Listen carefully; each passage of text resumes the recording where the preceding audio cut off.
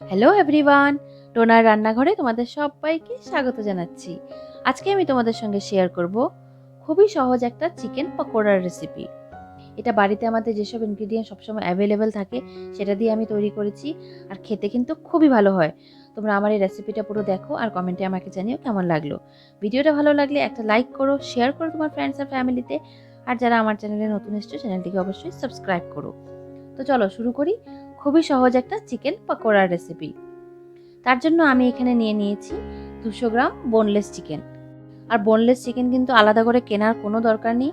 আমরা যে সবসময় মাংস কিনে আনি সেখানেই অনেক বোনলেস পিস থাকে, সেগুলি আলাদা করে সরিয়ে রেখে তোমরা এই পকোড়াটা বানিয়ে নিতে পারো। তো এবার এটাকে আমি ম্যারিনেট করব। এর জন্য দিয়ে দিলাম 1/2 টিস্পুন নুন, 1/4 টিস্পুন ধনে গুঁড়ো, 1/4 টিস্পুন জিরে গুঁড়ো, Kashmiri red chilli powder 1/2 teaspoon, এটা 1/4 টিস্পুনের, এই জন্য আমি দুবার দিলাম। আর দেবো হলুদ গুঁড়ো 1/4 টিস্পুন, গরম মশলা গুঁড়ো 1/4 টিস্পুন, আর দেবো আমি চাট মশলা 1/4 টিস্পুন। এবার আমি আদা রসুন থেতো করা দিয়ে দিচ্ছি 1 টিস্পুন, আর দিলাম সোয়া সস 1/2 টিস্পুন। এবার এই সবগুলো মশলাকে আমি চিকেনের সঙ্গে খুব ভালো করে মিশিয়ে ম্যারিনেট করে নেব।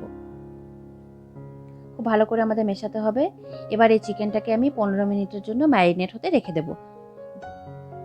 আমার 15 মিনিট হয়ে গেছে। এবার আমি এতে অ্যাড করে দেবো একদম মিহি করে কুচানো পেঁয়াজ 3 টেবিল স্পুন মতো, আর দেবো ধনেপাতা কুচি 2 টেবিল স্পুন, আর দেবো আমি কাঁচা লঙ্কা কুচি একটা। ঝালটা তোমরা তোমাদের ইচ্ছে মতো কম বেশি করতে পারো। এবার আমি দিয়ে দিচ্ছি 1/4 কাপ বেসন, আর দেবো চালের গুঁড়ো 2 টেবিল স্পুন, আর চালের গুঁড়োর জায়গায় তোমরা কর্নফ্লাওয়ারও ব্যবহার করতে পারো। এবার এই সবগুলোকে খুব ভালো করে মিশিয়ে আমি একটা ব্যাটার তৈরি করে নেব।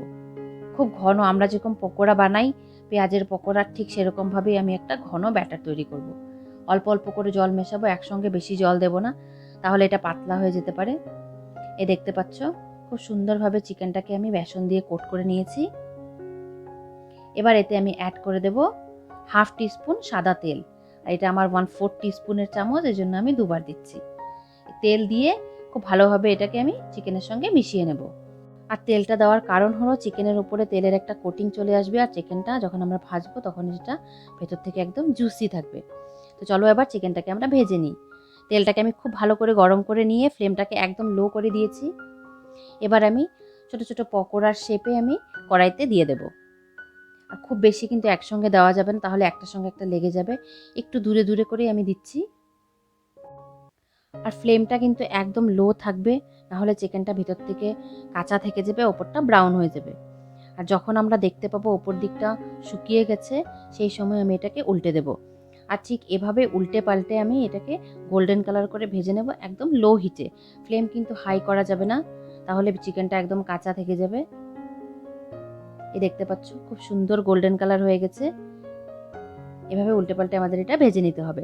4 থেকে 5 মিনিট সময় লাগবে চিকেনটা ভাজতে। আমার চিকেনগুলো খুব ভালোভাবে গোল্ডেন কালার হয়ে গেছে। এবার আমি এগুলোকে নামিয়ে নিচ্ছি। এই আমাদের তৈরি হয়ে গেল চিকেন পকোড়া।